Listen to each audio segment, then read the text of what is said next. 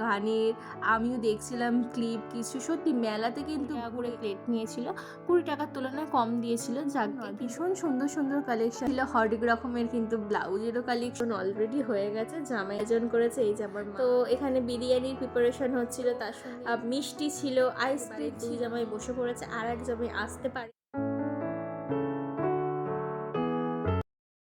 সবাইকে, আমি অঙ্কিতা, আবার একটা নতুন ব্লগ ভিডিও আপনাদের সকলকে অনেক অনেক স্বাগত। তো আজ আমরা যাব হচ্ছে মেলাতে, তারপরের দিন যাব আবার জামাই ষষ্ঠীর ভুড়ি ভোজ খেতে। তাই জন্য আগের দিন একটু বেরিয়েছিলাম। আর এটা হচ্ছে আমাদের পলতা স্টেশন। পলতাতে কিন্তু এখন একটা মেলা হচ্ছে, চলুন দেখে নেওয়া যাক কোথায় মেলা হচ্ছে আর কিসের মেলা হচ্ছে। তো আমরা এসে গিয়েছিলাম, আমার হাজব্যান্ড গেছে বাইক পার্কিং করতে, আর আমি এখানে দাঁড়িয়েছিলাম। এই যে পলতা বৈশাখী মেলা 2024, এই মেলাটা কিন্তু প্রতি বছরই হয়, আর নেতাজি সঙ্ঘের মাঠে হয়, স্টেশনের খুব কাছেই। মেলাটা খুব একটা বড় না হলেও মেলাটার মধ্যে কিন্তু সমস্ত রকমের দোকান আপনারা পেয়ে যাবেন। জামা থেকে শুরু করে একদম ঘরের নিত্য প্রয়োজনীয় জিনিস, ব্যাগ, সব কিছু কিন্তু এই মেলাতে পাওয়া যায়। ভীষণ সুন্দর কিন্তু কালেকশন সমস্ত দোকানে। আর দেখুন, এই যে শান্তিনিকেতন স্টাইলের সমস্ত জামা, আজরাক প্রিন্টের, ভীষণ রিজনেবল দামও কিন্তু, খুব যে দাম বেশি তাও নয়। ভীষণ সুন্দর সুন্দর কালেকশন, যা দেখলে কিন্তু এক নজরে পছন্দই হয়ে যাবে। আর এনাদের ব্যবহারও কিন্তু অত্যন্তই ভালো। সুন্দর সুন্দর কুর্তি তা নয়, এখানে ছিল হরেক রকমের কিন্তু ব্লাউজেরও কালেকশন। ভীষণ সত্যি এত সুন্দর সব কিছুর কালেকশন না, দেখলেই মনে হবে কিনতে হবে। আর এখানে ছিল পালাজো 250 টাকা, কুর্তি 200 টাকা। ভীষণ সুন্দর সুন্দর কালেকশন। হোয়াইট হাউস বলে একটা দোকান আছে, সেই দোকানেও কিন্তু হোয়াইট কালারের বেশি জামা কাপড় পাওয়া যাচ্ছিল, সঙ্গে পালাজো, তারপরে অনেক সুন্দর সুন্দর প্যান্ট ছিল। আর এইটা হচ্ছে বাংলাদেশি একটা দোকান বসেছে, লেখা তো আছে বাংলাদেশি, জানি না বাংলাদেশ থেকে এসে কেনা। তো এখানে না অনেক সুন্দর সুন্দর শাড়ি, মানে এত সুন্দর শাড়িগুলো সব কিছুই পছন্দ হয়ে যাবে। আর এই যে মেলা মানে এরকম ক্লিপ, কানের, আমিও দেখছিলাম ক্লিপ কিছু। সত্যি মেলাতে কিন্তু ঘুরে এইসব ছোটো ছোটো জিনিসগুলো কিন্তু বেশ ভালোই লাগে। আর এখানে অনেক রকমের ব্যাগ ছিল, তো প্রত্যেকটা দোকানে দেখছিলাম খুব ভালো ব্যবহার, সঙ্গে কিন্তু দামটাও খুব রিজনেবল। ঘর সাজাবার সমস্ত জিনিস, রান্না করার হাতা খুন্তি সব কিছু। আর এখানে দেখলাম বসেছে টেম্পার গ্লাস 50 টাকা, ভীষণ সুন্দর সুন্দর ফোন কভারও আছে। আর এই দাদাদেরও ব্যবহার খুব ভালো ছিল। কেন বলছি, কারণ এই দোকান থেকে আমি নিজেই একটা ফোনের কভার কিনেছি, সেজন্যই বললাম। আর এখানে বোরোলিন কোম্পানির কিছু জিনিসপত্র আছে। আর এই বোরোলিন কোম্পানি নাকি এই খাস সাবানটা নতুন লঞ্চ করেছে। কাকুটে এই সাবানটা সম্পর্কেই বলছিল, যার দাম ছিল নাকি 30 টাকা কি 35 টাকা এরম বললো। তার পাশেই ছিল কিন্তু একটা সেরামিকের জিনিসপত্রের দোকান। To the city streets, we began to feel the fire. আর এইটা কিন্তু সবচেয়ে মেলার মজাদার জিনিস, মানে তিরসোয়াল। সত্যি এখানটা দেখলে মনে হয় নিজেরা খেলি গিয়ে। সত্যি কি বাচ্চারা মজা করছে দেখুন, ভীষণ ভালোভাবে সবাই মজা করছিল, আর ভালোও লাগে, নিজেদের ছোটোবেলার কথা মনে পড়ে যায়। আর এখানে ছিল অনেক কিছু রাইডস, বাচ্চাদের রাইডসই বেশি ছিল। আর তার সঙ্গে তো মেলা মানে খাওয়া দাওয়াও আছে। ফুচকা স্টল ছিল, পাওভাজির স্টল ছিল, এদিকে ছিল হচ্ছে ঘুগনি স্টল, তার পাশে ছিল হচ্ছে মোমো স্টল।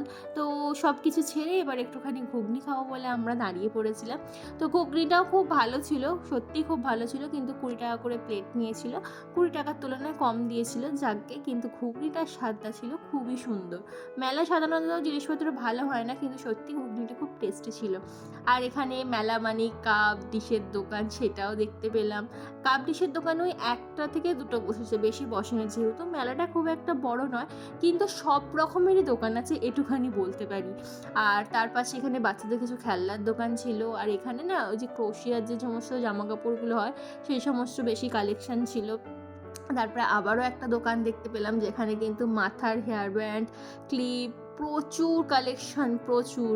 এই দোকানটায় না একদম নাকি ন্যায্য মূল্য 1 টাকাও কমাবে না, কিন্তু প্রচুর কালেকশন ছিল। এখানে ঘর সাজবার কিছু জিনিসপত্র ছিল। আর এটা হচ্ছে হরেক মাল 30-40 টাকার দোকান। এখানেও চুড়ি, তারপরে সুন্দর সুন্দর হার, কানের, এই সব কিছুগুলোই ছিল। তো চলুন একটুখানি মেলাটা আমিও ঘুরি, আর আপনাদেরকে সঙ্গে নিয়ে ঘুরি। আর এখানে কিছু খেলার জিনিসপত্র ছিল। তো 20 টাকা যার মূল্য ছিল, বল দিয়ে সমস্ত গ্লাসটাকে ফেলতে হবে, তাহলেই কিন্তু গিফট আছে। চলুন দেখা যাক মেয়েটি ফেলতে পারে কিনা। যা, ফেলতে তো পারলো না। তো চলুন এবারে আরও মেলা ঘুরি। এখানে কিছু সুন্দর সুন্দর আংটি ছিল, যেখান থেকে আমি একটা আংটি নিয়েছিলাম, ইভেলাই, তারপরে আরও পুঁথির মালা, আরও অনেক কিছু ছিল, তো দেখতেই পাচ্ছেন। আর এই কাকুটার দোকানে সমস্ত জিনিস 20 টাকার, অনেক ইউজফুল কিন্তু জিনিস ছিল যেগুলো 20 টাকায় পাওয়া যাচ্ছিলো। আর তার পাশে দেখলাম একটা পুতুলের দোকান বসেছে, অনেক রকমের পুতুল ছিল, যেটার দাম আমার অনেকটাই বেশি লেগেছে। আর এখানে সমস্ত রকমের সানগ্লাস যা 100 টাকা করে পাওয়া যাচ্ছিলো। এটাতে ঠিক রোদ আটকায় বলবো না, মানে জাস্ট একটু স্টাইলের জন্যই ভালো লাগে। তো এই যে আমি কিছু সানগ্লাস ট্রাই করছিলাম, কিন্তু আমার হাজব্যান্ড বলছিল আমাকে নাকি ভালো লাগছিল না, যার জন্য আমার নেওয়া হলো না। আর তারপরে এখানে ঠাকুরের মূর্তিরও কিছু স্টল ছিল দেখলাম। আর এখানে লেদারের ব্যাগ নাকি সব সেলে দিয়ে দিচ্ছে 200 টাকা 300 টাকায়। আর তারপরে দেখলাম একটা স্কার্ফের দোকানও দিয়েছে, ভীষণ সুন্দর সুন্দর স্কার্ফগুলো ছিল। আর এটা হচ্ছে লাস্টলি এই যে আচারের স্টল ছিল, হরেক রকমের আচার। মেলাটা ছোটোখাটো হলেও কিন্তু অনেক দোকান বসেছে, অনেক। আর লাস্টে এই যে গরম গরম জিলাপি নিয়ে বাড়ি তো আসতেই হবে, যেহেতু মেলায় গেছি সেই জন্যই। তো জিলাপি নিয়ে নিলাম, জিলাপি নিয়ে নিয়ে এবারে কিন্তু আমরা বাইরে বেরিয়ে যাব, বাড়ির উদ্দেশ্যে রওনা দেব। তো চলুন এবার বেরিয়ে যাওয়া যাক। আর এই জায়গাটা বাইক পার্কিংয়ের জায়গা আছে একদম মেলার ঠিক পাশেই, মানে এত সুন্দরভাবে মেলাটা অর্গানাইজ করা আছে, মানে কোনো রকম কিন্তু জ্যামজট হবে না। খুব সুন্দর কিন্তু এখানে গাড়ি রাখারও ব্যবস্থা আছে, সব কিছু একদম ওয়েল মেনটেন করে মেলাটা হচ্ছে। আর এত সুন্দর হাওয়া দিচ্ছিল না, গাছের পাতাগুলো নড়ছে দেখেও ভালো লাগছে, কারণ অত্যাধিক গরম, সেই গরমে যদি এত সুন্দর হাওয়া দেয় না, সত্যি মানে প্রাকৃতিকভাবে এত সুন্দর হাওয়া খেতে কিন্তু বেশ ভালোই লাগে। তো হালকা একটু ঝড় টাইপেরও উঠেছিল, যার জন্যই হাওয়াটা দিচ্ছিল। আমার লিচু কিনে বাড়ি ফিরবো, কারণ পরের দিন আবার জামাই ষষ্ঠীতে বাড়ি যাব। তো সকাল সকাল উঠে কিন্তু রেডি হয়ে গিয়েছিলাম, একদমই সকাল সকাল, কারণ বেশি রোদ উঠে গেলে যাওয়াটা সত্যিই খুব মানে কি বলবো কষ্টদায়ক আমাদের জন্যই। তো সেই জন্য একদম সকাল সকাল স্নান টান করে একদম রেডি হয়ে গেছিলাম বাড়ি যাব বলে। তো এবার বেরিয়েও পড়ছিলাম, আর একদম বাড়ি চলে এসে আবার ভিডিওটা অন করেছিলাম। আর বাড়ি এসেই দেখি এত রকমের কিন্তু আয়োজন অলরেডি হয়ে গেছে জামাইয়ের জন্য। তো প্রথমে লুচি ছিল, তরকারি ছিল, একটা ডাল ছিল, সঙ্গে চিড়ে, খই, তারপরে দই, নানান রকমের মিষ্টি, নানান রকমের ফল, আর এইসব আয়োজন করেছে এই যে আমার মা আর কাকিমা। তো তারপরে দেখলাম সকালের আয়োজন শেষ না হতে হতেই আবার দুপুরের খাওয়ার আয়োজন শুরু হয়ে গেছে। এখানে হচ্ছে বিরিয়ানির প্রিপারেশন। তো যেহেতু আমার হাজবেন্ড আরও অন্যান্য জামাইরা আমাদের বাড়ি, তো বিরিয়ানি এসব ভালো খায় বলে কিন্তু বিরিয়ানিটা তারা লাঞ্চের মেনুতে রেখেছে। তো এখানে বিরিয়ানির প্রিপারেশন হচ্ছিল, তার সঙ্গে বেরেস্তা ভাজা ডিম ছিল, আর এখানে হচ্ছে কষা মাংস, সেটারও প্রিপারেশন হচ্ছে। আসলে আমি জয়েন্ট ফ্যামিলিতে বিলং করি, সেজন্য কিন্তু হাঁড়িটা বা কড়াইটা একটু বড়ই হয়, কারণ অনেকজন মিলে খাবো সেই জন্য। তো দেখুন এখানে মাংস কষানো হচ্ছিল, ফাইনালি রেডিও হয়ে গেছে মাংস কষা। আর এদিকে কিন্তু বিরিয়ানিও রেডি হয়ে গেছিলো। এবার দুপুরের খাবারে একদম চলে এসেছিলাম। আর দুপুরে এই যে বিরিয়ানি কাটা শুরু হয়ে গেছে, অনেক রকমের ভাজা ছিল, এখানে একটা মাছের আইটেম ছিল। তো চলুন এই যে একদম কিন্তু লাঞ্চের প্লেট সাজানো হয়ে গেছিলো। তো অনেক রকম খাবার ছিল, নর্মাল ভাত ছিল, অনেক রকমের ভাজা ছিল, মিষ্টি ছিল, আইসক্রিম ছিল। এই যে বাড়ির 2 জামাই বসে পড়েছে, আর এক জামাই আসতে পারেনি। তো বিরিয়ানি ছিল, অনেক রকম। তো একসঙ্গে এত খাবার মানে খাওয়া যায় না ঠিকই, কিন্তু ওই একটা দিন তো খুব স্পেশাল।